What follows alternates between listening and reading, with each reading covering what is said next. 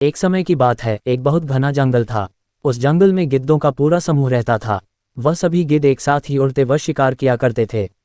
एक दिन वह उड़ते हुए एक टापू पर पहुंचे, जहां बहुत सारी मछलियां और मेढक थे। गिद्धों के झुंड को ये टापू बहुत भा गया। इस टापू पर खाने पीने की सारी सुविधाएं मौजूद थी। इसके बाद सभी गिद्ध वहां रहने लगे। उस टापू पर रहने की वजह से उन्हें अपना भोजन ढूंढने के लिए मेहनत नहीं करनी पड़ती थी। वह लोग भरपेट खाना खाते और आराम से अपना जीवन व्यतीत करने लगे। गिद्धों के इस झुंड में एक बूढ़ा गिद्ध भी था, जिसे अपने साथी गिद्धों को देखकर बहुत परेशानी हो रही थी। अपने सभी साथियों को इतना आलस से जीवन व्यतीत करता देख उसे उनके लिए चिंता होने लगी थी। बूढ़ा गिद्ध अपने साथी दोस्तों को हमेशा शिकार करने के लिए प्रोत्साहित करता रहता था, ताकि वह लोग शिकार करने की अपनी कला को हमेशा के लिए भूल न जाए। उसका कहना था कि यदि हम ऐसे ही आलस में जीवन बिताते रहें तो शिकार करना पूरी तरह से भूल जाएंगे। तो भलाई इसी में है कि हम अपने पुराने जंगल फिर से उड़ चले। बूढ़ा गिद्ध की बातों को सुनकर उसके सारे दोस्त उसका मजाक बनाकर हंसने लगे।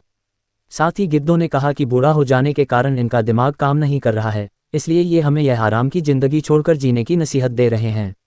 ये सब बोलकर सभी गिद्धों ने उस टापू से जाने के लिए इनकार कर दिया।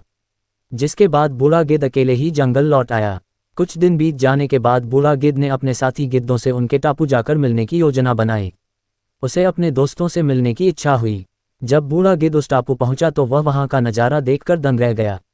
वहां का दृश्य बहुत ही डरावना था। वहां उस टापू पर मौजूद हर गिद्ध मर चुके थे, हर तरफ उनकी लाशें बिखरी पड़ी थी। तभी बूढ़ा गिद्ध की नज़र एक घायल गिद्ध पर पड़ी और वह उसके पास गया और पूछा, ये सब कैसे हुआ। घायल गिद्ध ने बताया कि कुछ दिन पहले इस टापू पर चीतों के एक समूह ने हमला कर दिया और सभी गिद्धों को मार डाला। हम सभी इतने वक्त से ऊंचा उड़े नहीं थे, इसलिए अपनी जान बचाने में कामयाब नहीं रहे। हम सभी के पंजों में भी उनके लड़ने की ताकत कम हो गई थी।